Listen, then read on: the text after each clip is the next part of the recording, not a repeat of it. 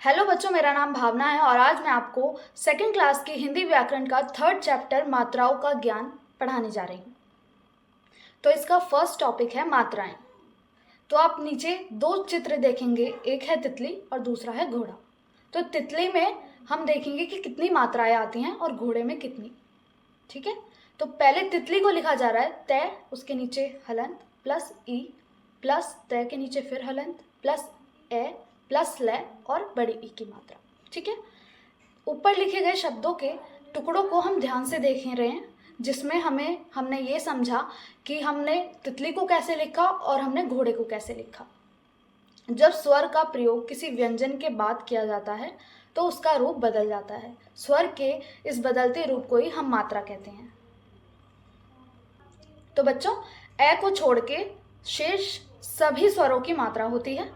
ए प्रत्येक व्यंजन से जुड़ा होता है। जैसे कै के नीचे हलन plus A is equals to कै ही बोला जाएगा, और खे के नीचे हलन प्लस ए जो आपके बुक में दिया हुआ है उसे भी खे ही बोला जाएगा। अब हम जानेंगे कि मात्राओं के भेद कितने होते हैं। क्रम, स्वर, मात्रा, व्यंजन, स्वर और शब्द, इस तरह के आपके बुक में दिया हुआ है।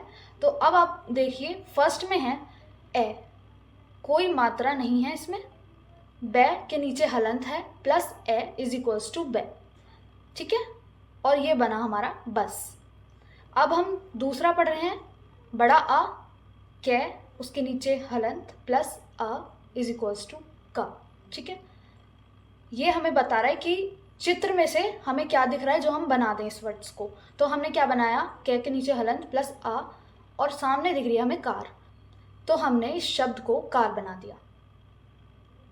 तो इसी तरह हमने बहुत सारे शब्दों की मात्राओं को जोड़कर शब्द बनाए हैं। आइए कुछ और चिन्हों के बारे में भी जानते हैं। बच्चों, आप देखेंगे कि इसमें एक वर्ण लिखा है, चिन्हों को लिखा है और शब्द लिखा है। तो इसमें अनुनासिक और अनुस्वर के बारे में बताया गया है। ए, उसके ऊपर अंक की बिंदी है, ठीक है, और शब्द में लिखा है हंस। ऐसे ही अनुस्वर में ए के ऊपर चंद्र बिंदु है और फिर आंख लिखा है, चित्र भी आप देख सकते हैं। और फिर ऐसे ही विसर्ग है, जिसको हमने नमहा में दिखाया गया है। स्मरण बोध पढ़ते हैं, इसमें है ए शब्द की कोई मात्रा नहीं होती है, हमने आपको पहले भी बताया। जब किसी व्यंजन से स्वर जुड़ा नहीं होता तो उसके नीचे एक तिरछी रेखा खींच दी जाती है, जिसको हम हलंत कहते हैं। ठीक है, बुक में आप देखेंगे कि क, ख, ग, घ सभी के नीचे हलंत लगाया गया है। रै के साथ ऊ की मात्रा लगाकर रू, ऊ की मात्रा लगाकर रू बनता है। इन मात्राओं को यूज़ करके भी हम बहुत सारे शब्द बना सकते हैं, जैसे रुमाल हो गया और रूस हो गया। इस तरह से हम काफ़ी सारे शब्दों को बना सकते हैं। जीवन मूल्य, हम अपने आचरण की शुद्धता का ध्यान रखना ही चाहिए और आचरण को शुद्ध रखकर ही हम सभ्य नागरिक बन सकते हैं।